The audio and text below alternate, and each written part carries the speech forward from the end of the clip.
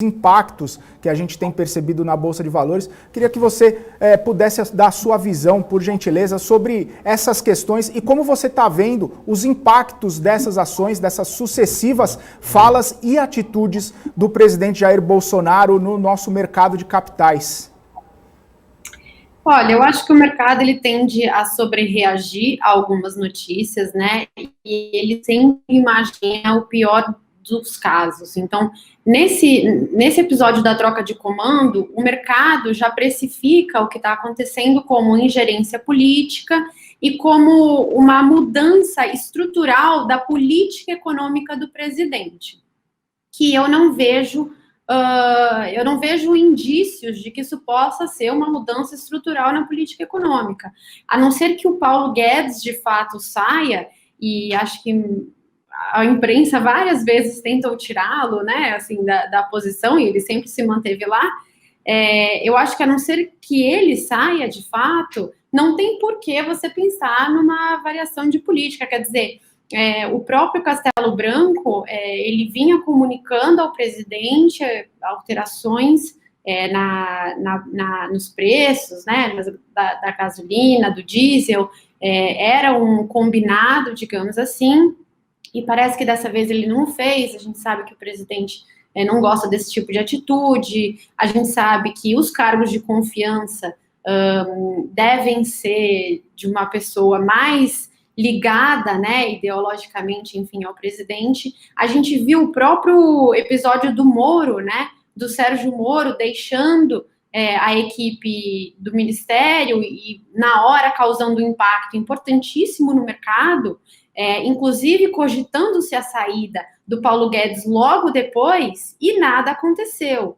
Então, e também o Bolsonaro não mudou a política econômica por conta disso. Então, eu acho que, novamente, é um episódio que mostra que as pessoas de confiança do presidente têm que ser, de fato, pessoas alinhadas ideologicamente e politicamente com ele, que eu acho que é o caso do Paulo Guedes. Então, assim, o mercado, claro, vai sobrereagir, porque ele vai pensar nas hipóteses e nas probabilidades e no pior caso, e o pior caso é sempre tão assimétrico que causa uma alteração nos preços, mas eu acho que a gente tem baixíssimos indícios de que isso significa uma mudança estrutural na política econômica.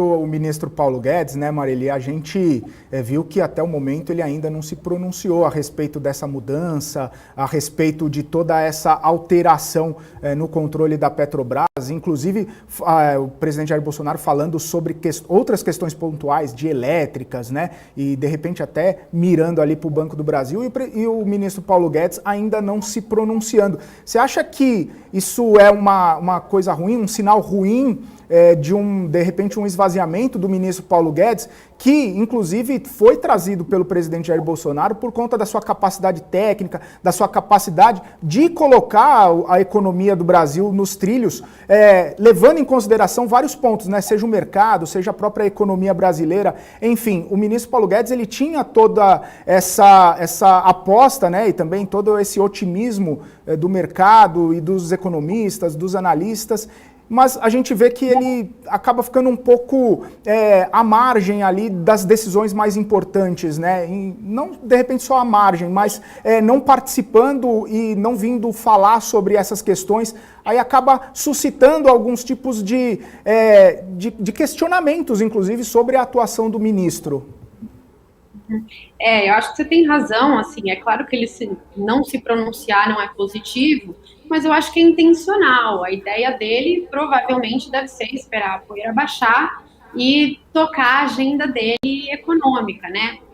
Tem o projeto da PEC, que está aí para ser votado, tem a própria autonomia do Banco Central, que está para ser sancionada. Então, quer dizer, se ele quer mudar, se o presidente Bolsonaro quer mudar estruturalmente a política econômica, como é que ele vai sancionar uma autonomia do Banco Central num momento de crise, no momento que o Banco Central já sinalizou que tem a intenção de subir o juro? né? Não me parece coerente com uma mudança de política macroeconômica.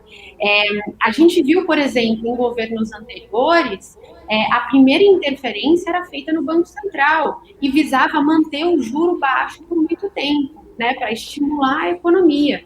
Então, por que o presidente não faria uma coisa dessas? Então, não me parece coerente pensar numa mudança estrutural. Eu acho que o Paulo Guedes quieto quer dizer simplesmente que ele está esperando a poeira baixar para continuar com as reformas.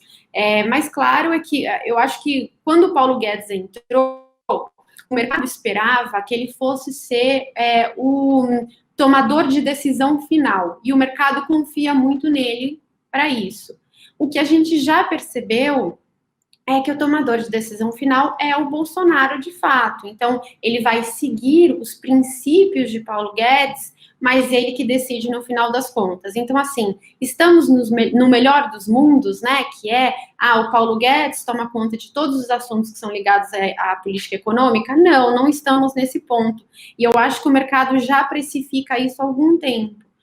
Mas estamos no ponto onde o Paulo Guedes é uma planta que simplesmente não ajuda em nada, ou então cuja política não é seguida. Não, eu não acho que a gente está nesse cenário. Eu acho que a gente está num meio termo, onde o presidente tenta, na medida do possível, seguir as políticas indicadas pelo Paulo Guedes, liberalismo, mas também quando, digamos assim, quando desalinhado com o controle de certas instituições pelo lado político-social, que é e sempre foi a característica do Bolsonaro na política nas últimas décadas, né?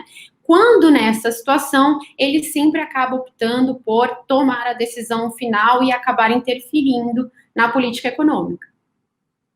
Entendi. Marília, você citou a questão do auxílio emergencial, né? A gente, inclusive, viu hoje saindo uma minuta